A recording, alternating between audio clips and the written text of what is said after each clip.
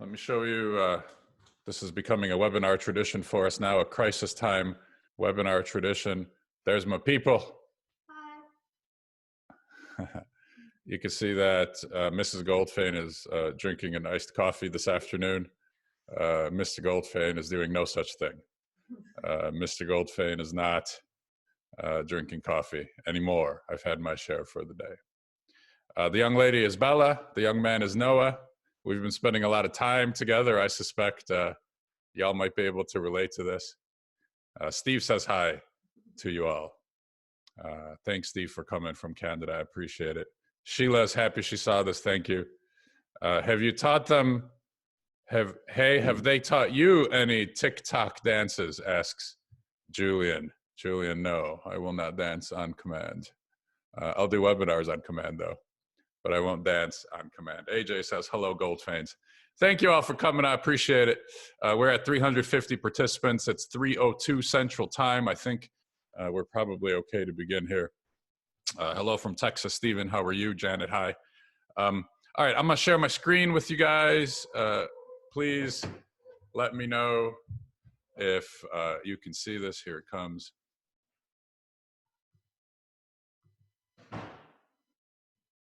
There is the screen. Can you see the screen, ladies and gentlemen? Can you see the screen? Okay. I see that it looks like you can. Excellent. Good. So we are going to have an informal, well, at least let's call it a less formal session than we had last week, Thursday, where I had a bunch of slides to show you and then I got through them. And I have that again. I have slides to show you. Good. Thank you, Ron, in the Netherlands. Very cool. Thanks for coming. Aaron, Greg, Michael, thank you all. So this is informal. You all can fire questions at me as we go here. So please just type it into the chat box here. I'm not quite well versed enough here to turn on audio because I don't know how many of you guys have audio. Not all of you do. So go ahead and type your questions, type your comments, type your reactions. Alexandra's in Germany. Welcome. So we have people from all over the world. Good. I hope you guys are having a drink. Let's go to that. My question is, what are you drinking? Go ahead and type it in and tell me what you're drinking, and I'm going to read some off. I have a whiskey here, actually a Japanese whiskey that I wanted to show you. This is cool. This is new to me. This is called Nika Coffee Grain Whiskey. I got it at our local wine shop. So it's got nothing to do with coffee because it's coffee with a Y. But it's a really nice, light, easy drinking Japanese whiskey, as Japanese whiskeys are. So that's what's in the glass here. And I want to show you the glass really quick. I don't know if y'all can read this or not. If there are any Game of Thrones fans, this was a gift, I think, for a recent Father's Day for me. It says, that's what I do. I drink and I know things. There was a famous scene with Tyrion, the king's hand, right? Or the queen's hand at the end. And he said, that's what I do. I drink and I know things. So that's what I am drinking. All right, I'm going to read through some of your answers. Greg, Kentucky bourbon. Amy's grabbing a Labatt's, very good. Alex S says, great whiskey. He's drinking a Session IPA. Gene is on a Merlot. Chris, interesting. Chris H, my father's old recipe, Polish grain alcohol blended with honey and lemon. I like that. Very good. Art's on water. Brian's got iced tea.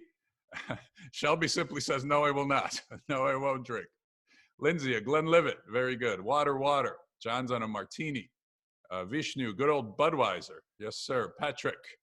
Let's see here. John G says coffee and orange juice, but he would like to be drinking a whiskey. We have a latte. We have drinking nothing. Okay. John B is on a Lake Erie highball. Very good. We've got Earl Grey tea.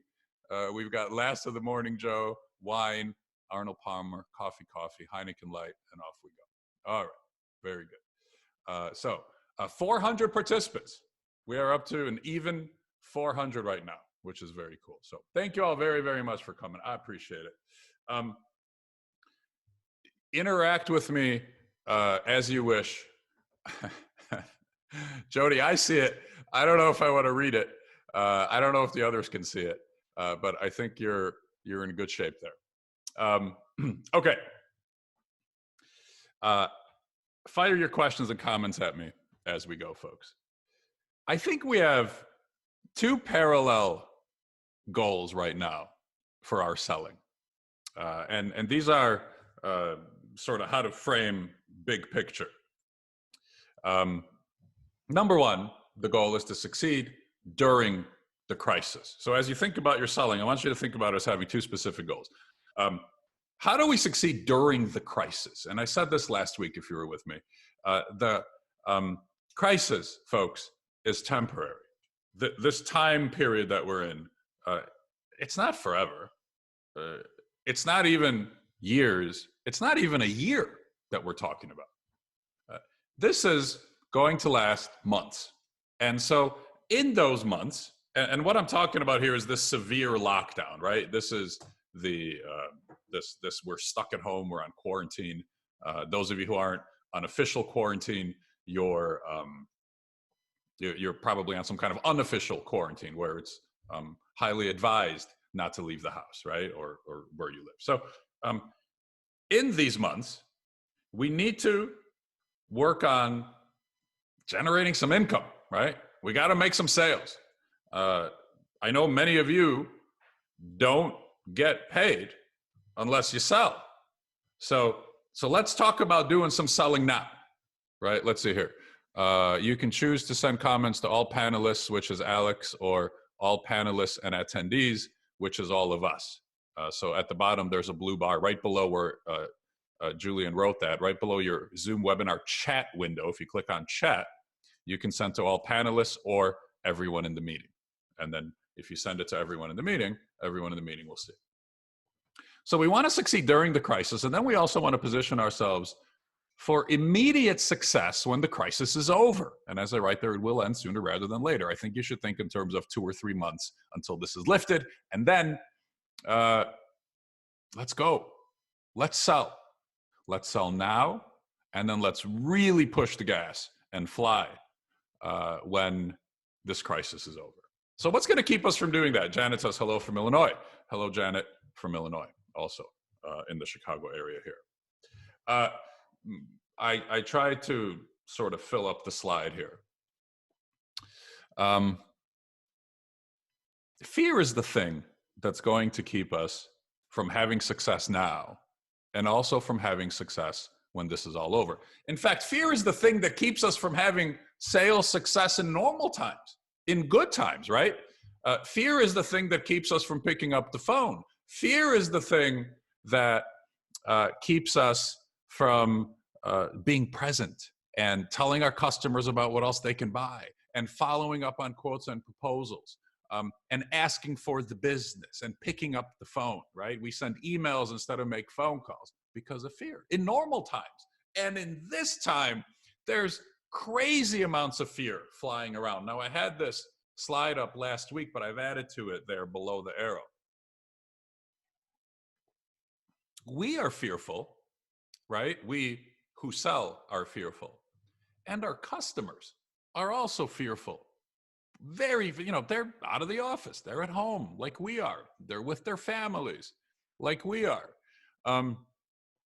It's a stressful time. And so you have fear feeding fear. And when that happens, nobody's communicating. Your customers aren't hearing from salespeople. Salespeople aren't hearing from customers. And so we have this sort of procrastination and paralysis and discomfort and anxiety, and we become completely and utterly reactive. Completely and utterly reactive. There's no proactivity happening whatsoever. So you have fear feeding fear. Lindsay says, is it insulting to push products and services to clients during these incredibly difficult times? We have generally been selling based on needs related to these circumstances. We've done social media and newsletters, and we sell voice over IP solutions. but we're hesitating to push more. So, Lindsay, my answer to you is, I think it's insulting if you don't offer to help your customers. I think it's insulting if you stay quiet. You know, now more than ever, we got to help people.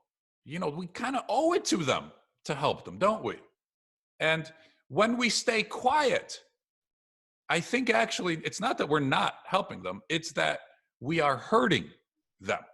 So no, it's not insulting at all to offer anything. And, you know, watch your language here. You say, is it insulting to push products and services? Not how to think about it, right? The question is it insulting to try to help people now?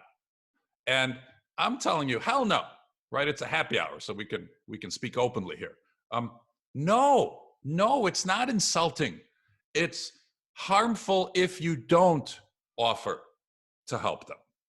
That's how it is. I see y'all are having your own chat here with essential and non-essential. Stay with me. And feel free to talk to each other, I suppose too. But stay with the conversation here. I don't think it's insulting at all. I think that it's only helpful. You know what you'll find is you will find that nobody will ever tell you, no, I don't want you to make my life easier today. You're not selling out there, guys. You're helping people, and you help them in tremendous ways. You help them in amazing ways. And so we have to know that, and then we need to behave accordingly. So let me show you this visual here and this image. Obviously, I did not put together. I'm not a graphic artist, but I thought it was useful for us to work around. Yeah, that's right. Derek says, don't push things, provide solutions. Eric says, I've been calling to just check in on prospects with a concern for their well-being. There's no product talk unless they ask. And Eric, I bet you're finding it comes up. Even when you don't bring it up just because you're present, and that's what you do for people. I bet it comes up for you. I bet you're finding that it comes up. And Eric writes back, sure does. Yeah. All right. So we have a rising tide and we have a boat. So what is the boat and what is the rising tide? The boat is your sales. The boat is sales success going up. Michael says Eric is correct. Yes, sir. He absolutely is. The boat is your sales. The tide, the wave is gratitude. So I want to talk for a minute about the incredible importance of gratitude now, especially now. You know, the science tells us that grateful people outperform those professionals who don't have gratitude. And so the king of the study of gratitude is Martin Seligman, who is the creator of positive psychology. Martin Seligman, in his 80s now, well into his 80s, still running the Department of Positive Psychology at the University of Pennsylvania. I studied psychology in college. I studied Martin Seligman. He was in the textbooks as an intern for B.F. Skinner, who discovered behavioral psychology, which is the rats pushing the levers and positive reinforcement and negative reinforcement. So Seligman researches this, and now so does a whole new wave of younger specialists, doctors, PhDs specializing in this field of positive psychology. Positive psychology is the study of what makes us happy and successful, as opposed to the rest of psychology, which is the study of what makes us screwed up, right? What causes us depression, what causes us anxiety, and what causes us all kinds of other problems. So gratitude is one of the main things that the field of positive psychology studies this. Maverick says, the woes of working at home. I need to get going. Will this recording be mailed out? I want to watch it tonight. Maverick, just watch it right now, man. Have a drink. Watch it right now. But yeah, I'm going to mail it out. I'm going to send it out to you. I don't think I'm going to do it today because I think I'm going to have more than one of these during our conversation here. But yeah, I'm going to send it out. You're welcome. He says, thank you. So the research shows us, study after study finds that grateful people outperform those who don't have gratitude. Because when we have gratitude, we have optimism, we have confidence, we have boldness, And when we have these three things, when we have optimism, confidence, and boldness, which, by the way, right now today, they're kind of rare commodities, right? You don't see a lot of optimism out there, do you? In good times, in normal times, right? Let's say 3 months ago when everything was fine, when the coronavirus wasn't a word any of us knew, there wasn't a lot of optimism, confidence, and boldness in selling, in salespeople, was there? There was a lot of reactivity, there was a lot of fear, there's a lot of issues, but there's not a lot of those three things: optimism, confidence, boldness. So when we have gratitude, we have those things. And I would suggest to you that when we bring optimism, confidence, and boldness to our customers in normal times, but especially now, they're going to be amazed. They're going to be lifted up. They're going to be thankful to you. They're going to be grateful to you. And then they're going to thank you with their business. If not now, then as soon as this ends, because you will be the only one who brings them this. You will be the only one. They turn on the news, there's no optimism there. They look at the stock market, there's no optimism there. You're going to be the only one who brings it to them. And when you do, they're going to be like, holy smokes, I got to get closer to this guy. People pay good money for optimism, guys. You know, I do these revenue growth projects. My clients add 10 to 20% to their sales. These are 6 to 12-month projects. Some of you on the call I've worked with. More than anything else, I infuse optimism and confidence into sales teams. That's what I sell. That's what I bring to people. And I'm telling you from experience, they will pay you good money for this. People are attracted to this. They cling to it. Herb says, my sales team is optimistic that we will thrive after this mess calms down. And so, Herb, I'm going to challenge you a little bit. I think that's great. I'm going to challenge you slightly, and I will say to you, how do we add a little optimism to your sales team now, for the next month or 2 or 3? Let's get them a little optimistic now that we can help people now. Even now, we can help people. So when we are optimistic and confident and bold, guess what we do? We do the work that generates sales. We make proactive calls. We follow up on quotes. We offer additional products and services, even now. And so I'm telling you, gratitude is the thing, being thankful, even now, for the opportunities and the good things that we have. Even now, it's going to help to make you money. It's going to help your customers. It's going to help your prospects. It's going to help you, your company, your family, and your community, and indeed your country, right? And right now more than ever, man, our communities need some help, don't they? Right? Our communities need some help. Charlie makes an important point. He says, we are learning new ways to do business. This can transform and benefit the way we do business in the future. Business. Yeah, Charlie. So true. You know, I've rolled out these remote ways to help my clients and you guys and my prospects. So a month ago, everything I did was face-to-face. Everything I did required getting on an airplane and having meetings with groups of people, right? Workshops, seminars in the process. There was remote stuff, but I didn't do a project.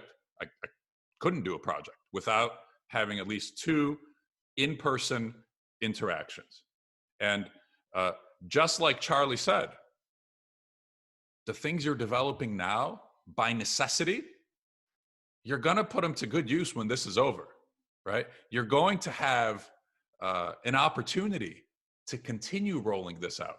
I was talking with a friend yesterday, Chris Patterson, an old and dear friend. He's not old, but he's an old friend. But he is a good bit older than me. I hope he's watching this. Chris, I hope you're watching. If you're not, I'm going to send you this link.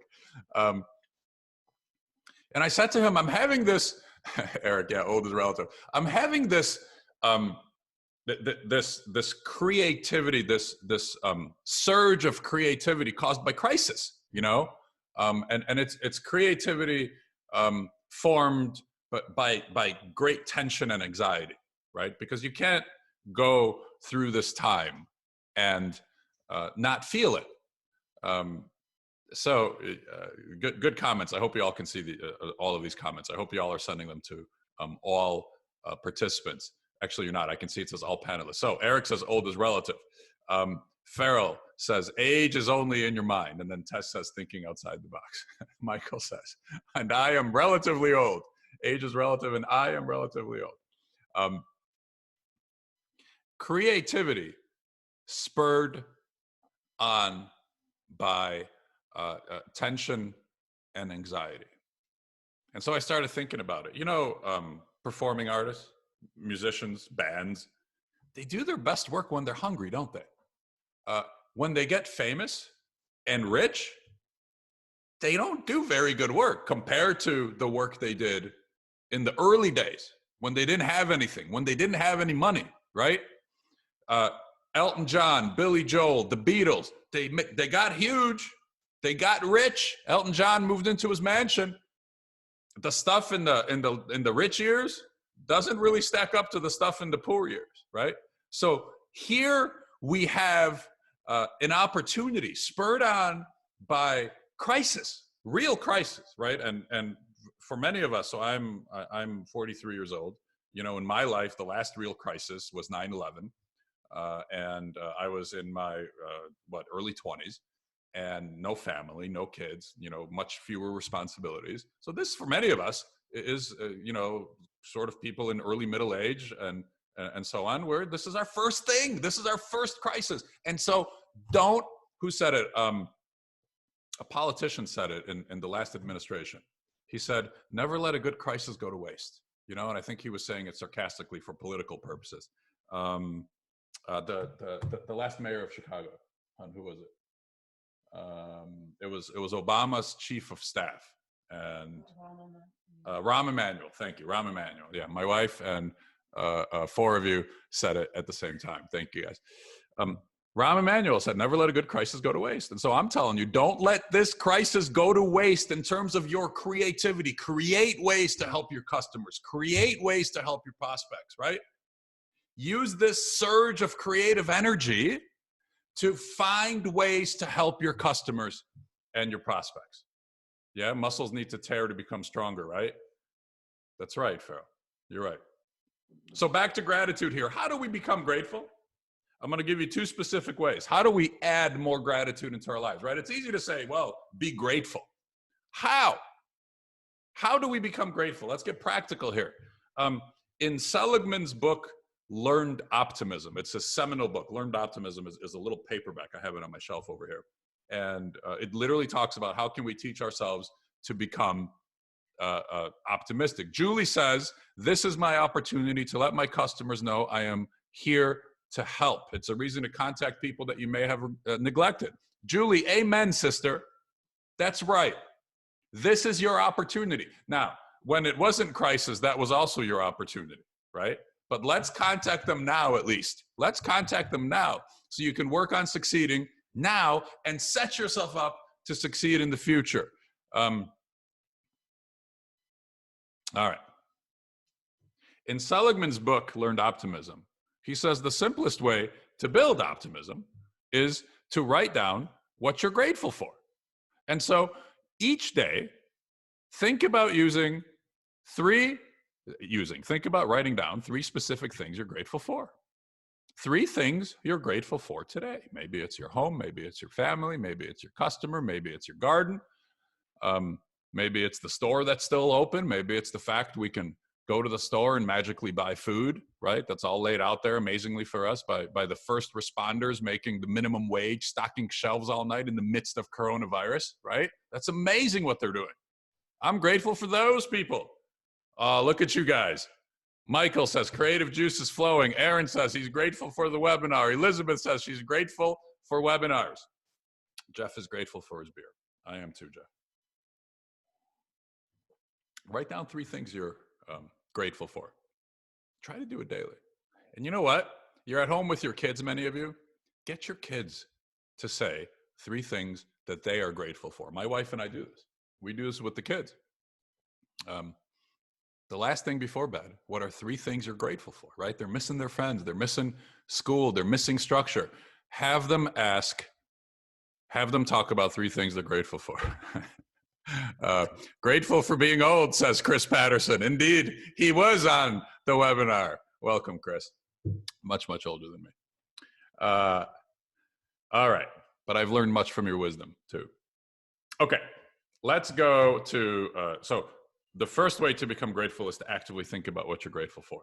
The second way to become grateful is actually both the mindset solution to selling more and the actual practical action solution. And that is picking up the phone and making some phone calls. There is your solution, Jeff. What is this a picture of? I'm confused. You know, in the age of our, you know, flat screen cell phones, I love putting up old telephones. I like to find the oldest telephone that I possibly can, and I like to put it up because there's actually people. And then when I'm in a room, I can ask, is there anybody with us who hasn't seen the device that's on the screen? And a lot of people will raise their hand. But only in the movies, right? Some people have only seen it in the movies. Jeff says you might die before you finish dialing 911. Good. The second way is to pick up the phone and call customers and prospects, is to have some conversations. And here's what you will find. They are grateful to hear from you. Even now, they're happy to hear from you. They appreciate that you're calling. They're glad that you're in front of them. Most people aren't. Almost nobody is in front of them. So by dint of having these really good, positive conversations with people, you're going to become more grateful and more optimistic. And in doing that, you're going to gain success. You know, it's interesting.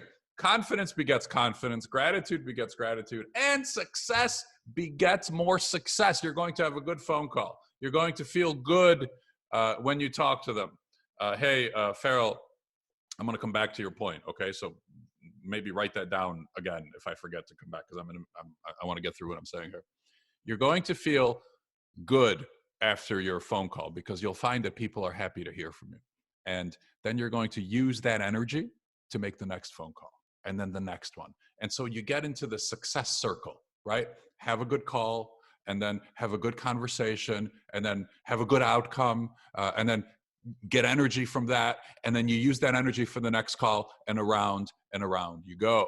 Now, most of us are in the complete opposite circle, which is a vicious circle. And the vicious circle is, here's Farrell's point, I am annoying to my customers, right? Especially now. How can I justify pushing my products onto them, especially now when people are suffering like this, when people are struggling like this? So you stay quiet.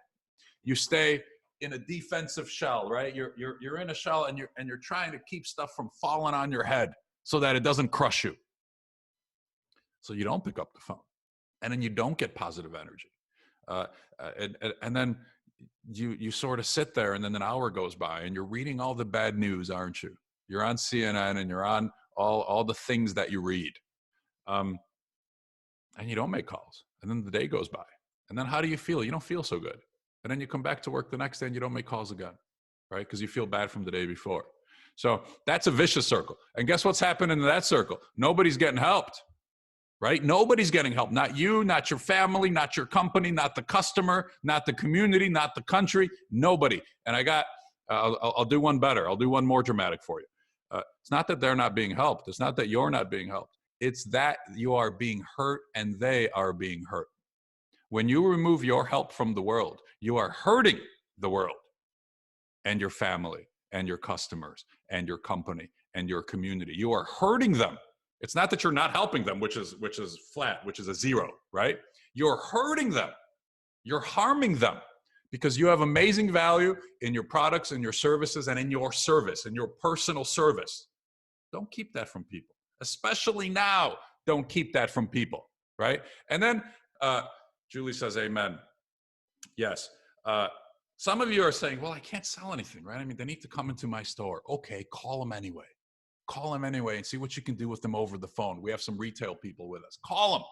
Don't wait for them. They can't come in the store. They can't leave their house, right? Call them. How are you? What do you need? What can I help with? Be present. People will thank you with their money when you are present. So let's see here. Jeff says, I've made a lot of calls lately, and the first thing I say is, how are you doing during this? And I mean it. And then I say, I'm just checking in with you. Yeah, I mean, he's just about got the script. Tess says, I'm finding I'm busier now than ever. Reaching out to my sales teams, to customers, and trying to reinvent myself is keeping me very busy. Yeah, Tess. So you're using the energy of the tension of the crisis to improve, right? To do better. We have 430 people with us. This came on all wrong. And I wanted to share with you here. I'm going to stop the share momentarily, which means I'm going to get way too big here. And I'm going to bring on the handout or the planner that I wanted to share with you.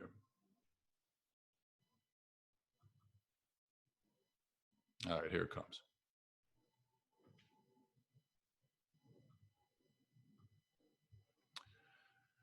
So this is a planner that is going to be introduced. I'm going to make it full size and then I'll zoom in. This is going to be introduced in my next book, which is over this shoulder. It's called 5-Minute Selling. And this is the new version, the version 2.0 of my proactive call planner. And this is a one sheet of paper tool where you can sit down with it and write out the people that you would like to call today. And so you will see here that there are 5 different kinds of customers that you can think through and call. And then there are 3 different kinds of prospects that you can think through and call. So let's go through them really quickly. Your best customers who might be able to buy more. Your customers who used to buy but stopped. Small and medium customers who can buy more from you. Customers who recently received products or services that you can check in with. Customers I haven't talked to in 3 months or more. Right now, try to think of 3 customers that you haven't talked to in 3 months or more. You can't do it because they aren't calling you, since you haven't talked to them in 3 months or more, and you aren't calling them because you haven't talked to them in 3 months or more. So there's silence, right? So they're kind of on autopilot, and they're not really coming in, and you're not really going out to them, and so I feel like sometimes we don't make proactive phone calls because we don't know who to call. We don't make calls because we don't know who to call. We have CRMs, but they don't really tell us who I should call today unless you do them perfectly and exactly right. Our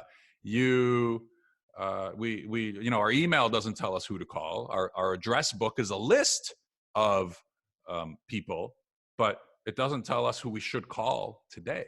And so I think in order to make phone calls today, we have to sit down for 5 minutes and write down who we should call. Who we should call. Somebody says, is this different in the proactive call planner? The answer is yes. There's a few more categories here. There's a few more categories of people. They've shifted around and they've kind of been perfected. They've improved. So every day, come in whenever you start, right? Sit at your desk, and you need a desk, right? It really can't be where the kids are, right? You need a door that closes. We talked about this in last week's webinar. You need a door that closes. You need a room that's quiet, and you need to be able to have a place where you can go and make your calls. So write down some names in this sheet. I would do it daily. Normally, normal times with my clients, we do this weekly. We do this exercise weekly. I would do this daily. And even if you write down 2 or 3 names in any of these categories, not in all of them, I don't care. I don't care if they're all in one of the boxes or in all of the boxes, just write them down. And then make your calls. Hannah says, and by call, you mean no text, no email, actually call. Yes, ma'am. Actually call, actually dial the numbers in that rotary phone, right? Or on the phone. And yeah, make it talk like a human being with people. Right? You will find that people are happy to hear from you. You will find that especially now your conversations will go longer. You'll find you're having deeper conversations. You know why? Because absolutely nobody else is calling. Absolutely nobody else is calling. You're probably going to be the only one of the day that calls. And you'll find that people are just kind of happy to hear from you. You know, they're just kind of happy to hear from somebody they know and like and value and appreciate. Graydon says, I just let a customer calling me go to voicemail. Graydon, if you would have picked up that call, man, I would not have been upset. I think you should have picked it up.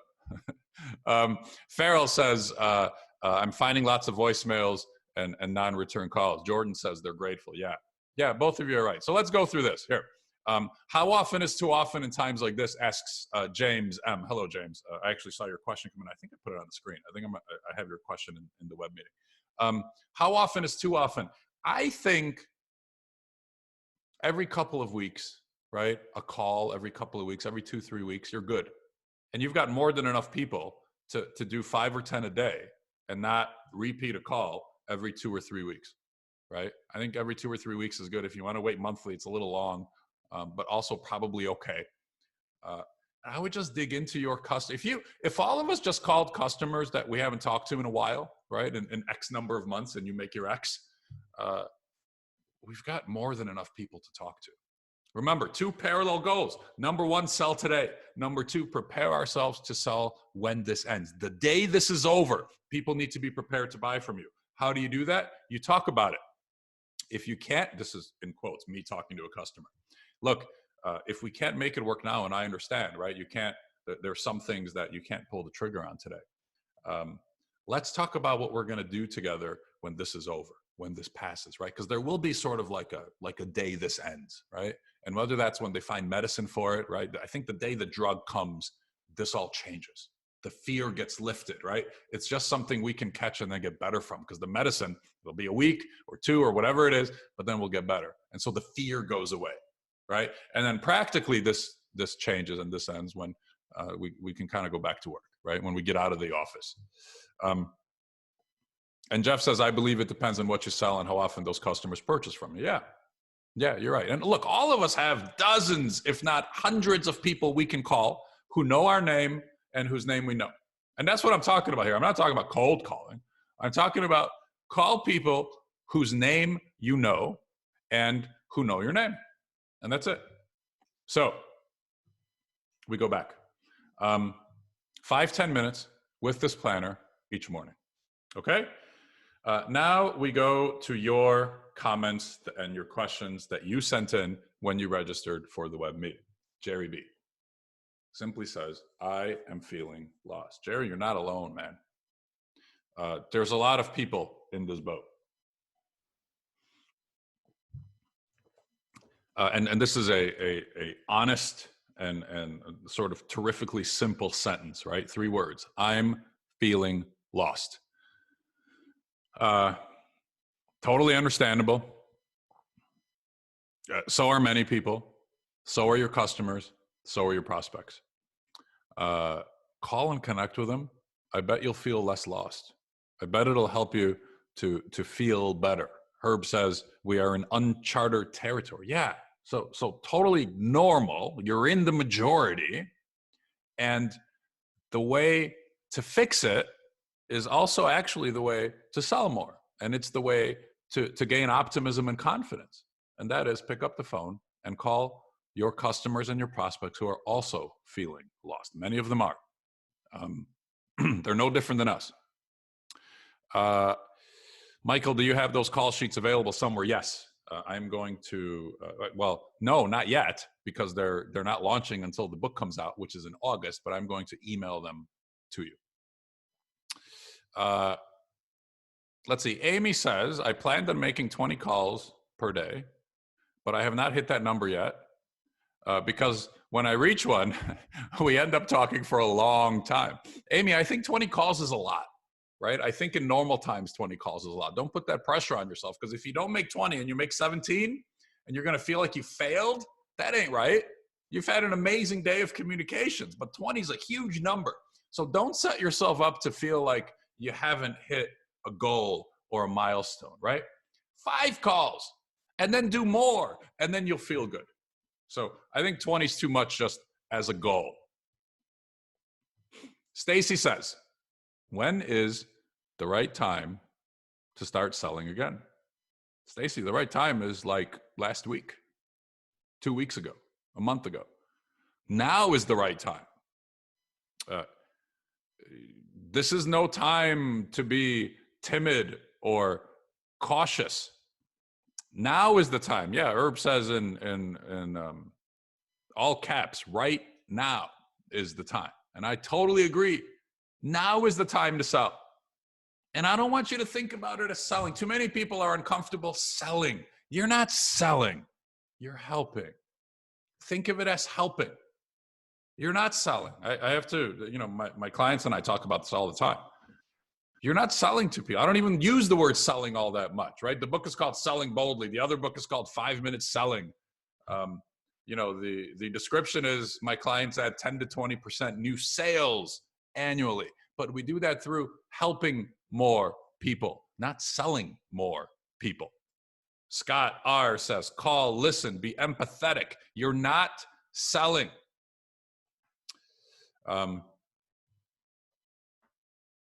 You're helping people. So help. And it's great to help people. I mean, look at last week's webinar, this week's webinar. I'm not making any money doing this. That's okay. I'm trying to help as many people as I can. Last week we had 1,400 people sign up. This week is a drinking meeting here, so we had 550 people sign up. Right? Understandable, late afternoon. But shoot, there's over 400 of you here right now talking about improvements. How cool is that? How cool is that? And you're talking to each other. Be a trusted advisor, Joanne says. Clients will stick with you when things turn around. They're going to stick with you now. Find a way to help them now so that they can pay you now. Find a way, Joanne. Jessica says, you've helped me. Thank you. 2 weeks in a row. Thanks for saying that. I appreciate that. I'm trying. All right. The voicemail topic came up. Here it is. Bob K says, what are the best voicemails to leave? Number one, you should absolutely leave a voicemail. 100%, you should leave a voicemail. What should you say? I wrote it out for you. Tom, it's Bob. I was thinking about you. How are you and your family now during this difficult time, right? Or if it's weird on a voicemail, you would simply say what I wrote here, which is, I hope you and your family are happy and healthy during this difficult time. And when you tell somebody you've been thinking about them, it's impossible to get mad at you, right? You're honoring them. So I was thinking about you. I hope you all are healthy during this difficult time. Listen, call me back if you have a few minutes. I'd enjoy catching up. That's it. It's 15 seconds and you put down the phone and I bet you more than half would call you back. You're not bringing up products. You're not bringing up services. You're not pitching anybody on anything. You're just helping people. Tim B says, we are just doing life together. Ask them if they are safe and listen to them. Sales will follow. Yeah, Tim, I mean, you couldn't be more correct here, You're just going through this brutal time together. And even these kind of webinars are so nice to connect with each other, isn't it? Because we're all sitting here at home solo. Now, I do that for a living when I'm not with clients, but I miss being with you guys, right? I miss the interactions and the energy that we get when we're together. And so we kind of try to do it this way, right? You try to find another way. You're just going through this together. So you're just checking in with people, you're just checking in. Greg Z says, yes, your webinars are lifting. Thank you, Greg. I appreciate that. So that's it. Bob, you leave a 15-second voicemail. And then you take off, and I bet you they're going to call you back. And look at, if you want, you can use email to schedule these phone calls, right? You're welcome, Bob. You can use these emails to, or you can use email to schedule a phone call. You can say, I sent an email to someone I wanted to connect with yesterday. I said, Chris, what's a good time? Chris wrote me back. He said, let's connect at 9 o'clock in the morning today. And today we talked for 40 minutes. We had a great call. And we talked about things that'll be valuable for him and things that'll be valuable for me. Amy says, best happy hour ever. Thank you. Good. I hope, unlike me, that you are on your second drink. I think I might start like a sales and the drink video series. I think I might try that on LinkedIn or Facebook maybe. That seems like something I would enjoy. Look at, and Jessica says yes. Hon, can you open the window, please? Thank you. It's getting warm here. It was cold because I had the window open and then I closed it. So I say it seems like something I would enjoy. And I want to underline that for a second. Even now, do things that are enjoyable to you. And the reason is, every time you take a keyword, every time you say a keyword, take a drink. Yeah, somebody says the drink is warming up, but I haven't had nearly enough. I mean, I've still got like half of this thing, and it's not, unfortunately, it's not the drink. Do things you like, guys. Do things you enjoy. Especially now, I feel like that's really important. Do things you like. Because you're going to do it if you enjoy it. If you don't like it, you're not going to do it. So find a way to orient your sales around things that you like. Tim says, let's do a toast. For those about to sell, we salute you. Good. Let's have a drink, guys. We all have a drink. Let's do a toast. Let's have a drink for sales success. And I'm not ending here. I'm just doing a toast, right? This is Tim's toast, and Eric says LOL, and Aaron says cheers, and Amy says bottoms up. Let's have a drink. And if people are, I hope that this informality is okay, right? We have formal sessions and we have informal ones, and I was trying to make it clear that this one's going to be a little more conversational and informal. So the toast is to your success. May you help your customers, may you help your families, and may you help your communities, and may they in turn thank you with their business. So let's have a drink to that. All right. Lots of clink clinks and skulls and na zdоровье in Ukrainian. All right. Scott F., how do you even start conversations right now? How do you even start conversations right now? Just like that voicemail, just the same way. You just start a conversation. You just say, how are you, right? Somebody wrote this and I read the comment. I was thinking about you. How are you? How's your family? Now more than ever, how's your family? Is everybody healthy? And you should keep saying that when this passes too. Is everyone good? That's how you start. You just talk, right? You just talk to people, Scott. That's how you start the conversation. Samantha sends in a challenging one. And so she says, I have encountered the project is on hold until further notice. What is a compassionate rebuttal? Samantha, I've encountered that too. I had 3 projects that were close as of 2 weeks ago, and they're all on hold, right? They've all vanished. Not vanished, but they're on hold. I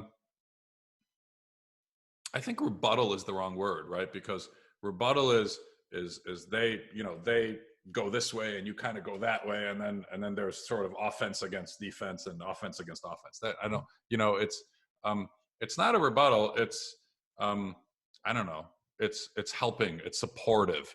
And I think the answer is, okay, I'm going to check in with you in a couple weeks, and I want to prepare us for starting when this thing turns around, right? So you don't rebut and you don't push back, but you elegantly say, let's stay in touch, right? Let's get through this difficult time. I totally understand. And then as we stay in touch, let's start thinking and talking about how we start this when times get better.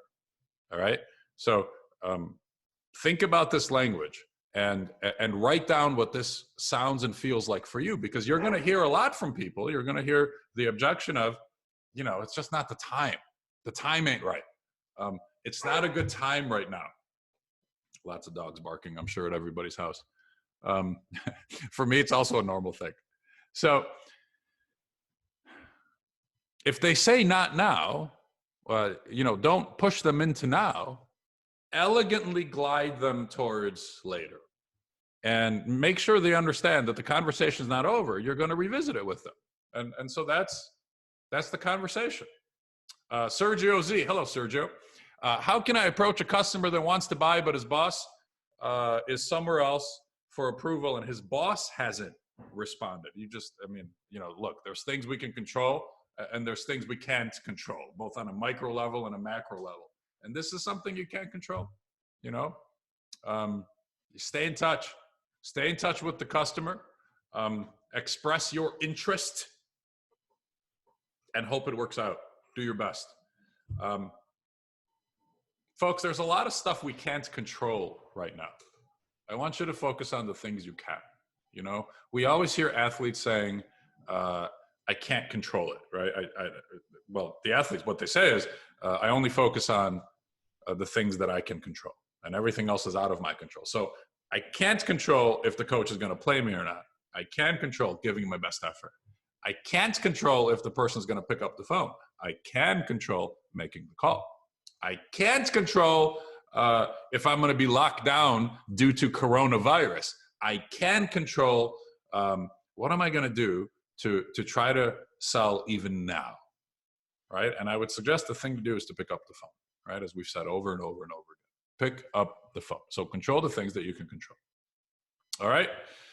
We are 52 minutes past the hour. I want to share with you 3 resources, and then we're done.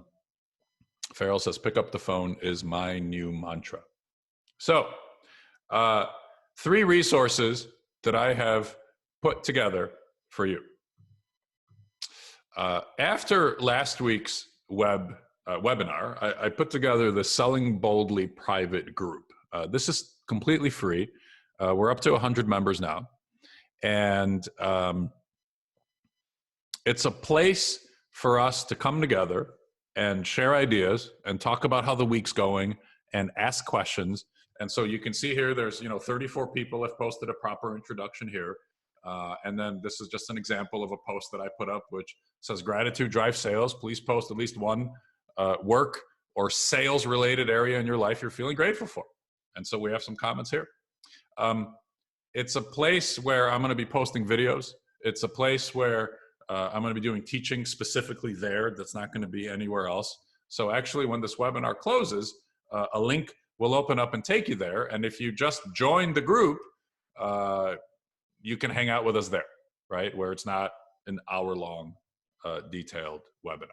Now, next, for individual salespeople, I have put together a really cool program that's called Selling Boldly Even Now. And so for the last 10 years, if you're not an organization, if you're not a company with a sales team, which can do a big 6 to 12 month project, there's been no way for you to work with me. You can read my books and you could watch my videos, but there's been no way for you to work with me. Well, now this coaching program is for you, right? This is $99 a month, 99 bucks a month. And what we'll do is on April the 6th, we'll have a launch webinar. And then every Monday morning, we will have a 30-minute sales meeting together remotely where you will plan your week's communications.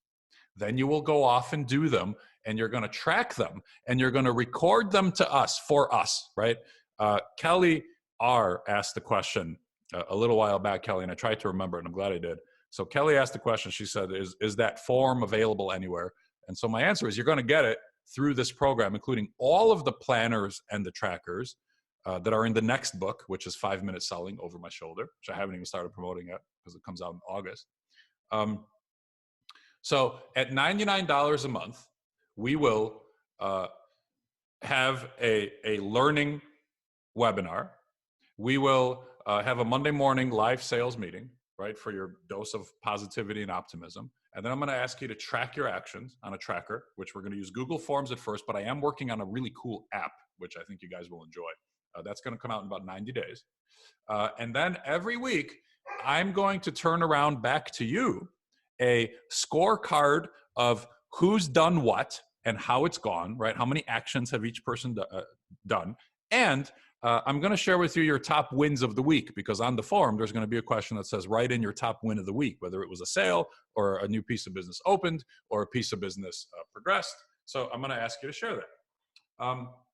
And so that's the program. It's constant. It's a constant cadence and rhythm of choreographed proactivity. And so that's the work, and that's what we're going to do. $99 a month. Hope you'll join me there. And the third resource is for those of you who run sales teams. Now the template looks the same, so we'll change this. I just wanted to write it up and show you. But this is a 1-month program where we teach your team to do this work, where we'll create your plan, we'll teach them, and then we'll do weekly meetings to help them implement this work. And here it lays out what happens in week 1, week 2, and then weeks 2, 3, and 4. Okay? So you can come and read about this. I will send all these links to you following the webinar. I want to read a comment here. Terry P said, I love this and I needed it. Thank you. I was just laid off 40 minutes ago after 8 years of passion and dedication. I am dumbfounded. I was 20 minutes late joining your webinar as a result. However, I am so grateful I decided to join, even though I'm feeling numb.